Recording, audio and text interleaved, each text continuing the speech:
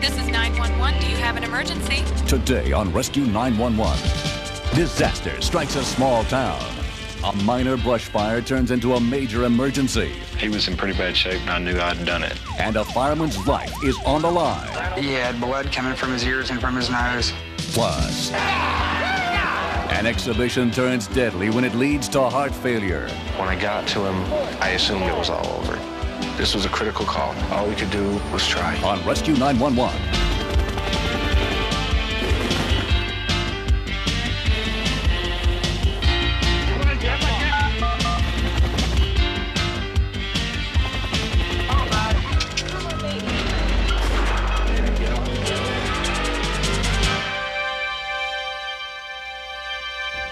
We begin in the small town of Blue Mound, Texas. Dispatcher Kathy Enriquez's whole family works for the local fire department there, so whenever she takes a call like the one she got on the morning of March 14th, 1994, she has reason to be concerned.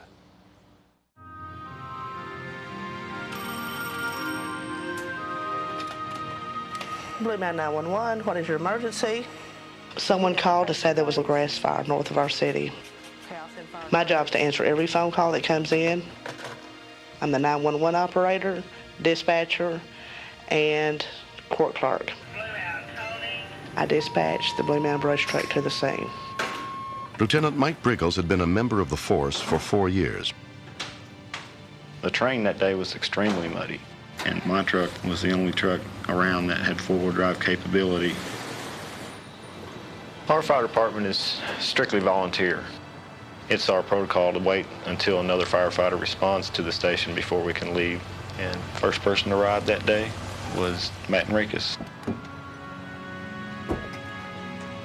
Matt's a real nice guy, and he's a real good friend of mine. Look too big, we can tap this one out pretty quick. Normal precautions on a brush truck consist of a tethering device, also reverse lights coupled with a reverse beeper, which we hadn't installed yet. At the time we got there, the fire wasn't that big. Me and Matt assumed that it would be an easy one to tap out.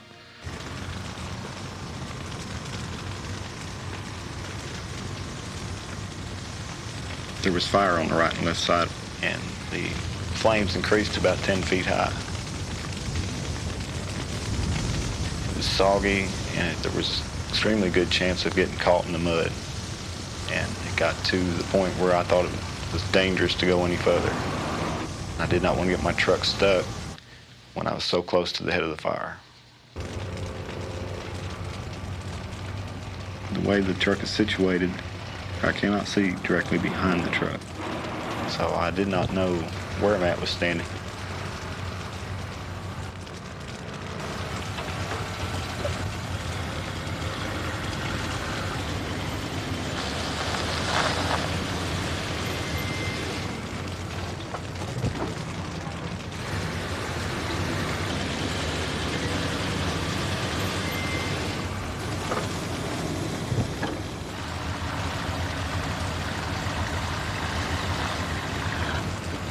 On my last reverse, I felt the right rear of the truck bounce up. When I exited the truck, I turned around and I did not see Matt on the tailboard, and I instantly knew what had happened. I need paramedic. The next thing I heard was Mike screaming, "Medic, medic, I need a medic, and I need a medic now." Copy, care flight. I knew he was dispatching. It was his mother. I did not tell dispatch that it was Matt. I just told that we had a firefighter down. I know it's Matt. I just know that's what's going on. I got to call care flight. Matt was supposed to be at work. I had no idea he was on the scene, but I knew it was Matt immediately. I knew it was my son. It was just instinct. You hear me? When we continue, He was unconscious. His helmet was cracked and broken, and the first thing that went through my mind was I'd killed one of my friends, one of my firefighters. Matt.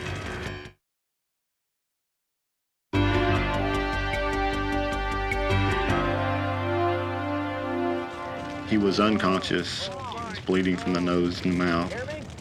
His helmet was cracked and broken, and the first thing that went through my mind was I'd killed Matthew Enriquez, one of my friends, one of my firefighters.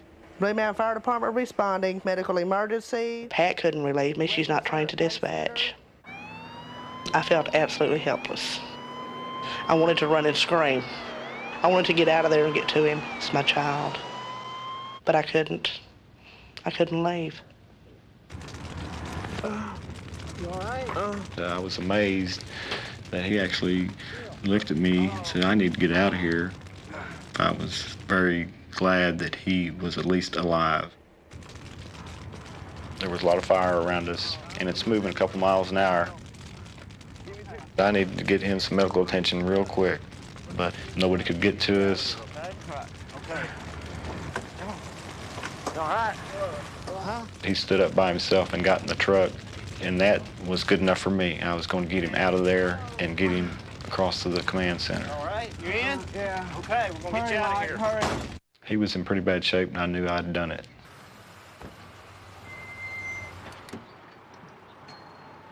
What happened, Mike? I ran him over in the fire truck. I think he fell out. Matt, you hear me? It was very evident that I ran over his head. It was very evident that I backed over his midsection with the tire. I know it's gonna hurt. It's a feeling I'll never forget. Okay? He was one of my firefighters that was under my command, I know it's gonna hurt. and I'd felt that I'd hurt him real bad, if not killed him. C1, any change in status on the firefighter? 10-9. 10-9, Blue Mountain. 10-9 means I can't understand you. You're going to have to repeat. I ask again. Down to C1, firefighter status. 10-9, Blue Mountain. They kept saying 10-9 because they knew I was dispatching. City Secretary Pat Stokes was a friend of Kathy's. It was horrible to have to watch the pain she was going through, knowing this was her child. I was so impressed at her professionalism. She stayed right on her job. She did right what she was supposed to do. There were tears. There was fear. It was just like you could cut it with a knife, but she was there. Matt's friend, Regional Ambulance paramedic Jim Davis, arrived within 10 minutes. I kneeled down next to him and I asked him who he was because I couldn't recognize him. He's ran over. What do you got? He's been ran over. He had blood coming from his ears and from his nose. I need care for it. He had a large abrasion across the lower part of his rib cage, and he was bleeding internally. And that's not something we can stop in the field. We can only slow it down. No, man, we'll take care of it. Not gonna let you die. I was concerned he might not make it. While Mike returned to fight the fire, 20-year-old Matt Enriquez was taken by Care Flight helicopter to a nearby hospital.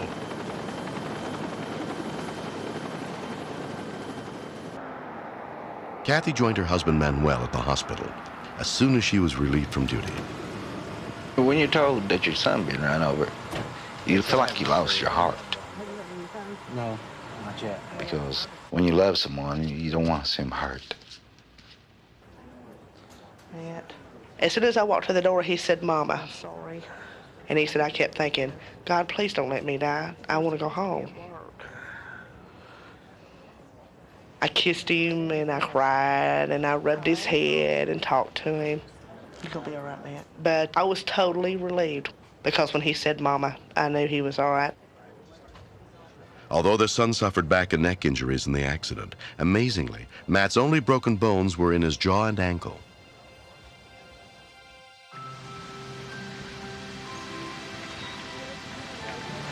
Good to fish? It probably comes from that lake up there. In the months that have passed, Matt has been slowly recovering from his injuries. I still have a lot of neck pain and back pain, and my shoulder still hurts a lot. But other than that, I'm doing a lot better. My family gave me a lot of support. My fiance helped me recover a lot. I've seen how much she really cared for me, and that if I was hurt or healthy or what, she'd always be by my side. 5 months after the accident, Matt and his girlfriend, Tabitha Jackson, were married. If you go through traumas like this, it makes your relationship stronger. You're more aware of how special it is and how precious it is and how fragile it is. We have to take each day like it's our last, because I could lose him at any time.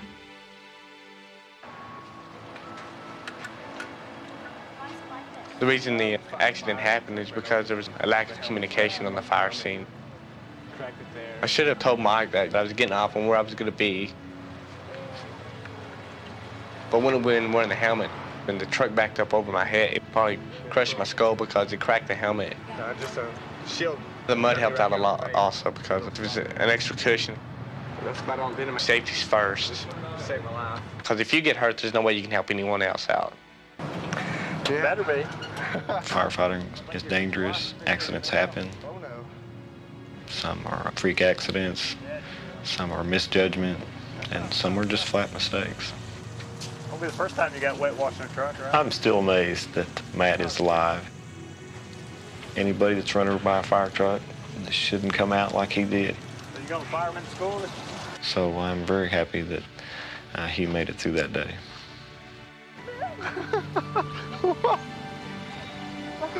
He has a whole lot to live for. He knows that his family will stand beside him. It doesn't matter what he goes through. Stop it. There's a lot of good people watching out for Matthew.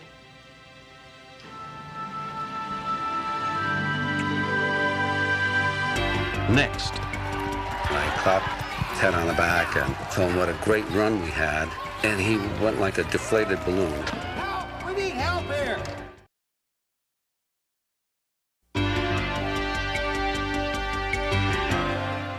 At the State Fair in Rutland, Vermont in 1992, Bob Jones and his father Ted discovered that the true test of the community's strength is the ability to pull together when every moment counts. The team along the line was driven by Bob Jones, owned and exhibited by Ted Jones. Take off your hat, Ted, and show them where you are. My father, he's a die-hard mule lover.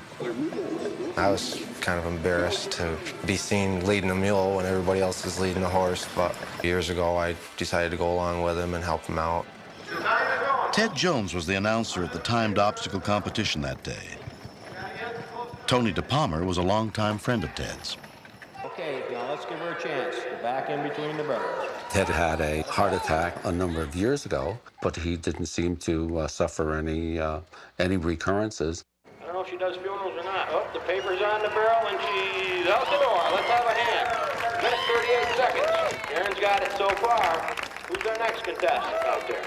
Uh-oh, here comes my son. Here he comes. As soon as you come through the doorway, you're racing against the clock. Karen Munson was ahead of me, and she was just flying around there, and I got really nervous because I thought that there was no possible way I could beat her time. Okay, folks, let's be quiet. These mules don't back up the best at all. The most difficult part is definitely the stopping and backing. He's got him in there. Come on, let's cheer him on there. Here he comes, around, across the plywood.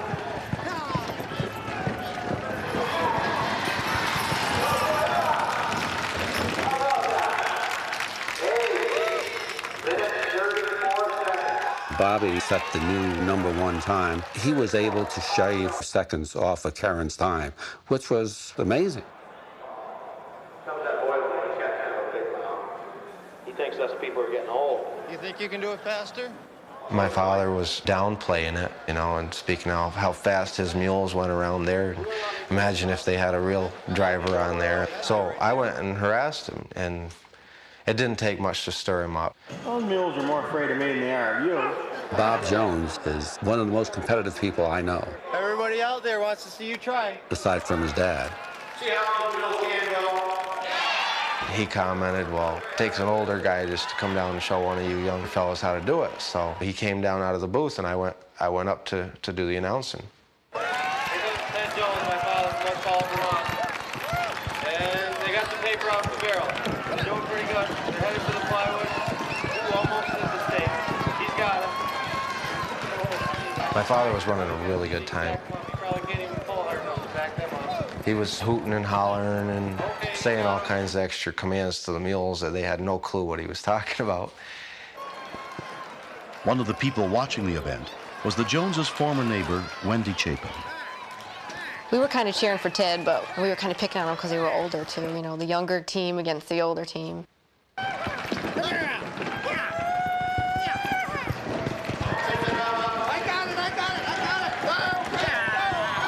it. 1 minute, 31 seconds. I clapped Ted on the back and told him what a great run we had, And he went like a deflated balloon. He just went. Everybody thought that he had fallen over because the time he had done it. I belonged to a volunteer rescue squad, so when I jumped up, I thought, okay, this is it. This is what I was trained to do. But I was shaken and I was really nervous. Immediately, I assumed that he had had a heart attack a couple of years ago. The doctor had told him if he had one more major heart attack, that was going to be it. I picked up his head and he didn't have a pulse at that time. And I knew then that we were going to have to do CPR on him. 1 and 2. When I got to him, I assumed it was all over. 1 and 2 and 3 and 4 and 5. 1 and I was not an EMT at that time. I had just joined, so it was my first time ever doing CPR. And 3 and 4 and 5. And just looking at his face, and every time we kept doing it, he wasn't coming back, you know, and it was really scary because I knew him really well. 1 and 2 and 3 and 4. This was my friend who was no longer breathing. It was a time of sincere loss for me. It was like when I lost my dad. And that's the only other time I ever felt like that.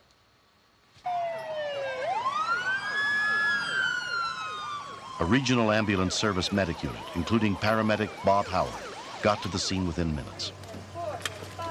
What's going on, guys? His color was very ashen gray. His pupils were fixed and dilated. That's our window to the inside of the body. That indicates that there is no blood pressure to the brain. Hold CPR. This was a critical call. All indications showed us that there was no survivability. Charging. All we could do was try. All right, checking for a pulse. I've got no pulse, Mike. What do you got? Patient still in V-fib. Charging to 300. Stand clear. All right, checking for a pulse. Still got no pulse. Usually they'll respond the first or second time. Pulse charging at 360. Okay. So when the third shock had to be delivered, then we knew. Chances are this is not going to work out.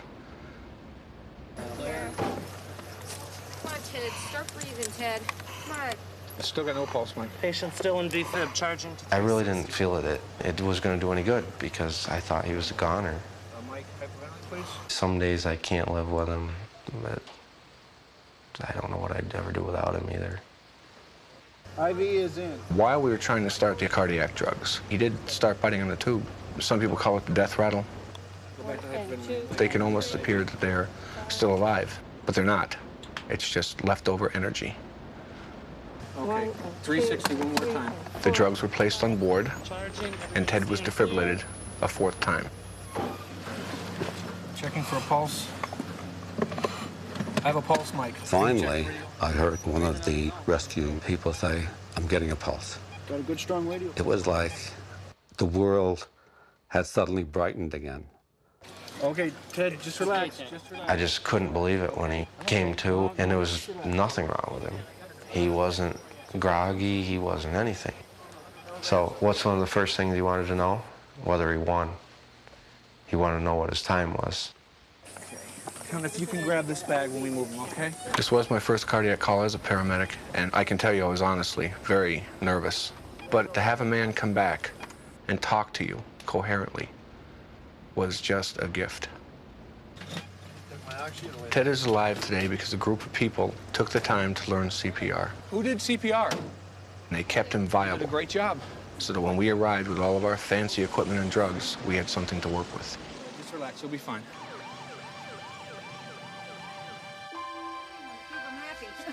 Two years later, Ted Jones continues to enjoy life to the fullest.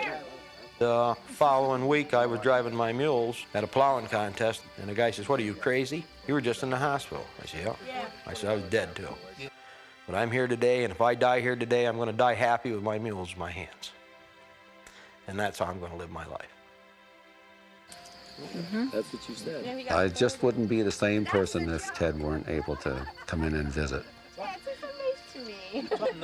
Watching people assist another human being that probably most of them didn't even know restored a whole lot of faith in humanity for myself.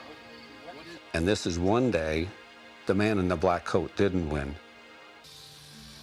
There's no way that I could ever tell people how happy I am that he's still there to nag and complain about everything I do. I wouldn't be anywhere near the same person that I am without my father around. And I can't thank those people enough that saved him. Lucky you're there. Ted used to pick on me for doing volunteer work, but when he had gotten home from the hospital, he said he was sorry that he had said that. He would never pick on me about volunteer work again, that I saved his life. I'll be grateful the rest of my life to those people. I'm back doing just about everything that I've always done. I can't quite keep up with Bob, but I'm slow but steady. I did get the blue ribbon, you know? Ooh, that was the most expensive blue ribbon I ever got. Your husband's gonna start wondering. Okay. Think so? Yes.